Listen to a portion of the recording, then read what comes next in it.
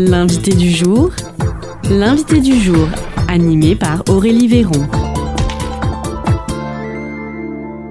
Portrait de femme chef d'entreprise, c'est le thème du livret Portrait de femme produit par le Conseil départemental de Lot-et-Garonne à l'occasion de la Journée internationale du droit des femmes. Et aujourd'hui, nous recevons Stéphanie Coty. Bonjour Stéphanie, vous êtes exploitante, on va dire, en polyculture, c'est-à-dire vous allez nous expliquer un peu plus en détail. Il y a beaucoup de cultures du côté de Bazins. Alors je vous laisse justement vous présenter et nous présenter votre exploitation. Bonjour, en effet, donc j'ai une exploitation depuis 2014 d'environ 7 hectares qui regroupe surtout de la poire, William rouge, que j'ai voulu vraiment exploiter parce que la poire devient un produit un petit peu rare, difficile à cultiver. Et voilà, donc moi j'ai gardé cette parcelle de 2 hectares de poirier en bio. Ensuite, donc sur le reste de l'exploitation, j'ai des plantes médicinales, des fleurs que je peux distiller,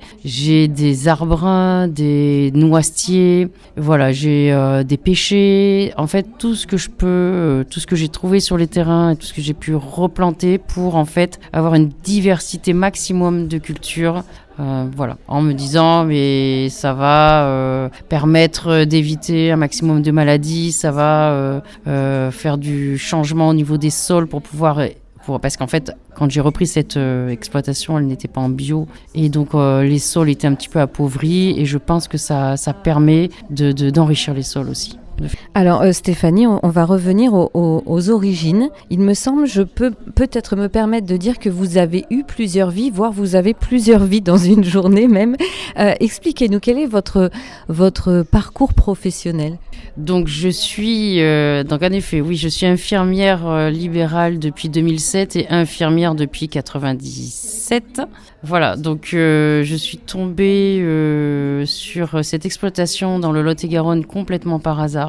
Donc ça a été vraiment une opportunité que j'ai saisie comme ça, par hasard, vraiment. Et après, je suis issue aussi de la campagne. Donc en fait, pour moi, ça a été vraiment une chance. Aujourd'hui, 12 ans après, je me rends compte que c'est une chance d'avoir pu poser mes valises en Lot-et-Garonne sur une exploitation agricole à petite échelle.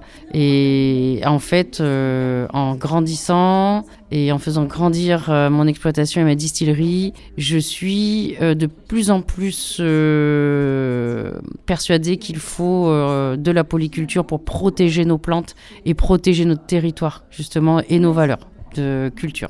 Alors moi j'ai quand même du mal à comprendre comment vous faites infirmière, exploitante agricole, comment vous combinez les deux et puis surtout comment vous avez appris à faire ce métier d'agricultrice en étant infirmière aussi. Expliquez-nous.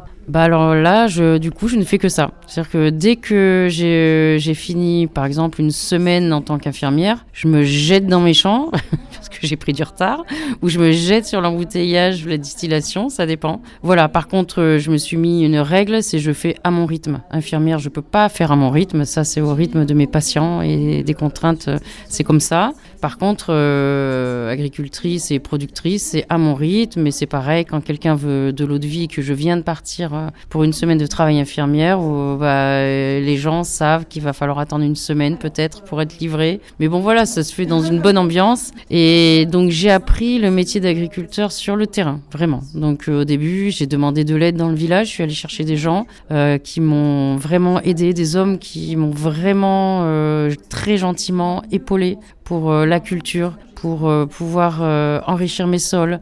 J'ai mon frère aussi qui m'a aidé beaucoup et qui m'aide toujours sur la production végétale. Au niveau de la distillation, voilà, avec mon frère, on a acheté un livre et on a commencé comme ça. Alors mon frère connaissait un petit peu la distillation. Moi personnellement, j'ai fait quelques erreurs au démarrage, mais bon voilà. Et du coup, aujourd'hui, on peut dire qu'on connaît très bien notre outil. On a fait une formation à Cognac aussi pour vraiment régler un protocole très très ferme que l'on respecte et qui nous permet de faire une eau de vie vraiment de haute qualité aujourd'hui avec nos propres fruits. Et de ça, on est très très fiers de ça parce que même le gin, nous allons chercher les baies de genévrier dans la forêt pour vraiment garder une authenticité locale. Voilà. Et donc, comme je disais, j'ai des fleurs médicinales aussi sur le terrain. Donc, je distille des plantes dans mon alambic. Je fais de l'eau florale donc on peut en effet s'en servir sur le visage et j'en intègre aussi dans mon jean qui est très féminin pour le coup. Voilà, c'est ça. C'est aussi être femme chef d'entreprise, c'est mettre sa patte. Alors bien entendu, voilà, les hommes c'est pareil, mais là vous apportez votre touche féminine au final dans l'alcool et c'est vrai que le jean souvent on l'associe plutôt aux hommes. Donc, comment après vous arrivez à développer, à faire connaître vos produits parce que ça, c'est encore une autre activité presque.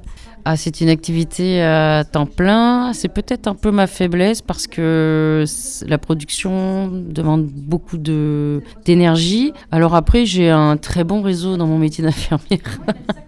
Que ce soit les collègues, les patients, l'entourage. Et puis ça interpelle toujours un petit peu, je pense. Moi, je me rends pas trop compte, mais une infirmière qui distille, on se pose des questions. Donc, on vient voir à la distillerie. On peut venir visiter. Et les gens sont très, très intéressés par voir l'outil de transformation, la production. Aujourd'hui, où on achète dans des rayons un peu fermés, dans des cadres très très aseptisés, je pense que c'est intéressant pour les gens de venir voir, de découvrir comment on peut transformer une poire en eau de vie et voilà, et pouvoir rentrer nous on les fait vraiment rentrer dans notre milieu professionnel. On leur explique tout de A à Z, ils peuvent tout voir, tout goûter. Et en fait, je crois que mon meilleur outil de commercialisation, c'est la distillerie et la motivation des gens qui viennent voir et des professionnels qui viennent découvrir comment on fabrique ce produit. C'est donc un moment de partage. Est-ce que vous avez une astuce particulière quand vous êtes en soins avec des patients pour ne pas penser à l'autre activité? Est-ce que vous y arrivez? Ou même inversement, comment vous arrivez à faire la part des choses? Alors, j'ai une priorité quand même. Alors, le téléphone, je réponds jamais, sauf si c'est un transporteur. Quand je suis infirmière. Et là, je m'excuse et je dis excusez-moi, mais là, il faut vraiment que je réponde. Je sais que c'est un transporteur. Et en fait, c'est très bien parce que ça peut enlever de l'angoisse dans le soin, justement, d'avoir qu'est-ce que c'est que cette histoire, un transporteur de quoi? Et du coup, on peut discuter pendant que je fais une prise de sang, par exemple. Oui, c'est un transporteur qui m'amène des bouteilles vides. C'est marrant, vous faites quelque chose de nouveau. Et du coup, ça peut apporter ça peut désangoisser. Et du coup, j'ai pris le parti aussi de faire des petites vidéos de mes animaux, des petites photos de ce que je fais. Et du coup, j'amène ça, une fois que je reprends mon métier d'infirmière, j'amène ça sur le terrain de mon métier et finalement c'est pas si mal. Et quand je suis dans ma distillerie, alors c'est plus simple, je réponds à mes patients, ça c'est une certitude. Pareil, j'ai des priorités, je réponds à mes patients, je réponds à mes collègues et ça c'est moins gênant parce que j'arrête ce que je suis en train de faire, je descends de mon échelle si je suis dans un poirier, je m'éloigne d'un client si je suis en train de vendre un produit, c'est pas très grave. Je pense que en fait ça m'a jamais posé de problème à partir du moment où je passe pas non plus tout mon temps au téléphone. Mais les patients et les clients sont très très à l'écoute de tout ça. Ça n'a jamais été un problème. Il y a le préjugé de genre de dire que les femmes peuvent faire plusieurs choses en même temps. On y est là. Est-ce que vous pensez qu'un homme pourrait avoir vos journées à vous, vos multi-activités? Bien sûr que non, je rigole.